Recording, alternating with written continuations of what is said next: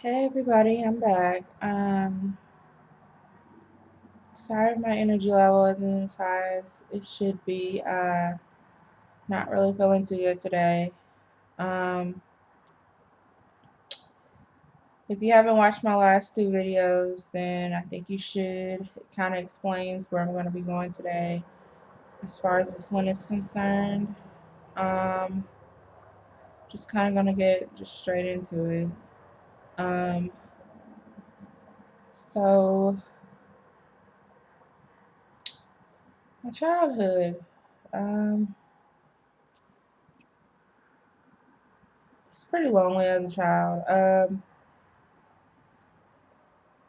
When I was a child, it wasn't really by choice. Now it is. Um, it's just less complicated that way. Um, I actually desire to be in solitude now. Um,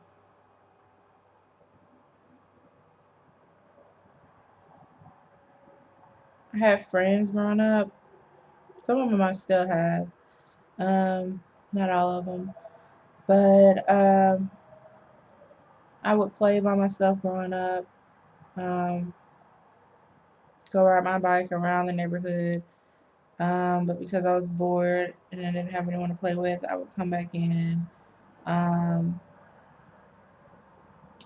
and just sit around, watch TV. Then I'd try it again for a little while, come back in the house.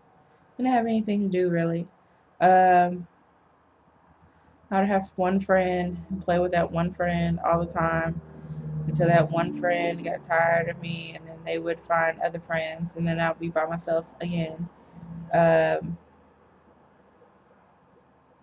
see, also, I had friends within the religious organization that I was part of. Um,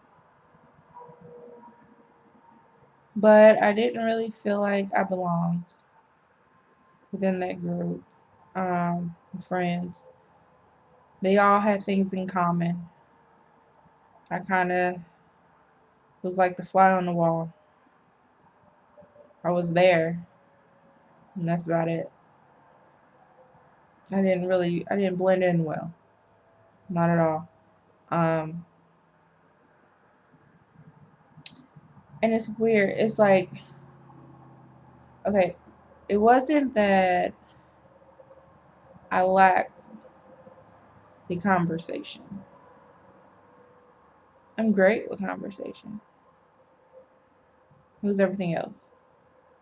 Um, there was so much that I hadn't experienced in life, so many things I hadn't done, places I hadn't gone. Never been one. I had never been really into makeup. Never. I hadn't traveled different places. I hadn't been to do different things, even as a child, and all my friends had, and I was kind of like the odd one out. And it was almost like they expected me to have already done that stuff. I'm just like, no, I haven't. It would have been nice to, you know, do it, but, you know, not everyone is able to. And I was just one of those that wasn't able to do it at the time.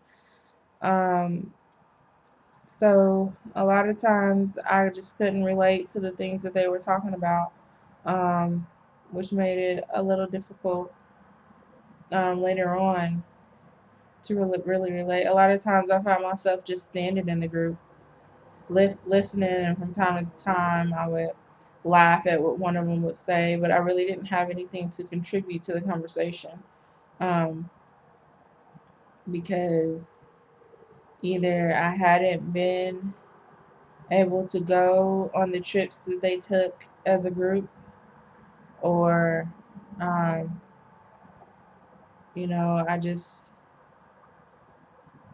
wasn't there mentally, like on their level as far as um, things that they do. Um, so I I distanced myself. And after a while, I kind of got used to it. But before I distanced myself, I used to also put myself like in situations that would like cause other people to come near me and socialize with me. Like at the congregation, I would sit in the after the meeting was over. I would sit at the in the back of the congregation, like towards the doorway.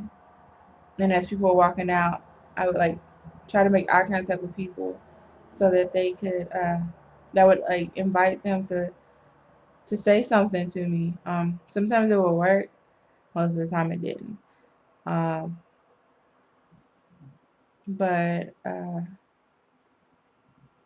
don't know. Eventually, I just started, spending more time in my room. Um, I'd even go to like some functions and everything to try to hang out with them.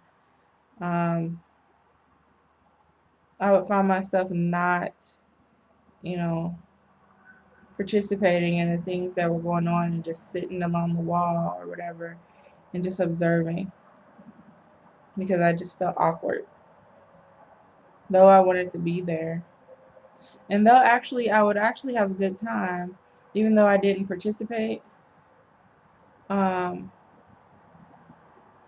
I still feel awkward. And then when I get home, I would sit back and think about everything that I wish I would have done and how easy it would have been to do it. But I just didn't have the courage or the nerve to do it because of my anxiety. Um, my room was the best place for me. It still is. I spend a lot of time there. Um, Everything I need is in my room besides the things in the bathroom, um, the food in the kitchen, and in order to wash my clothes. I don't spend much time in the living room. I am today just because, I had my back door open and I was enjoying the weather. Though the sun wasn't out, it was still a nice little breeze and the weather was nice. So I was still enjoying the weather. Um, so Other than that, um, also in my other video, I mentioned the fact that I used to sometimes when my mom would ask me questions, I would uh, I would get so overwhelmed that my mouth would feel glued shut, and I would just start crying, and I wouldn't answer her questions. Um, that's not something that was only a childhood thing. That's something that still goes on in my adult life. It doesn't happen so much now, as much now that I'm an adult, but it still does happen. Um, it just feels like I'm overwhelmed with emotion. It's just like it may be like 6 months to a year's worth of things just building up, and I'm just overwhelmed, and I can't handle it anymore, and it just it just all comes, and my mind is just basically replaying everything all at once from the last 6 months to a year. And because my mind is so scrambled at that moment, I can't open my mouth to speak. I mean, I hear the questions coming, and though I have the answer in my brain is still racing a million miles per second, and it's going through so much information all at once that I cannot answer that question at the moment. And all the pressure is building up from my chest all the way up to my head, and it causes me to cry. At that moment, I just need time and space. That's the best thing you can do for me at that moment. Asking me questions while this is going on isn't helping the situation at all. It doesn't help at all. If anything, it makes it worse and prolongs the episode. And time and space, I'm able to calm down and think things through. And then once I'm done, with this episode, I'll be able to um, answer your questions. That also goes for if there's been any type of verbal confrontation that I've had with anybody. There's times if I get too upset, I'll need to walk away for a while. Just because I'm walking away doesn't mean that I'm walking away from the problem. Just doesn't mean I'm running away from the problem. Some people have thought this, but that's not the case. Actually, what I'm doing is I'm preventing myself from having a meltdown, which those can get really ugly if I let it. Because I can say some really hateful things, and none of it is assumptions. All of it is true stuff that comes out of my mouth. So, um, if you don't want that to happen, give me my space and give me my time so that I can think, calm down, put some things into perspective, and find another way of approaching this problem so that we can calmly sit down as adults and talk about this and work this problem out. Um, that's the best thing to do because um, you don't know what'll come out of my mouth if I get too upset. And half the time, I don't even remember what I've said, and I speak so fast when I'm upset that I don't even know what I'm saying when I'm saying it. Um, so, um,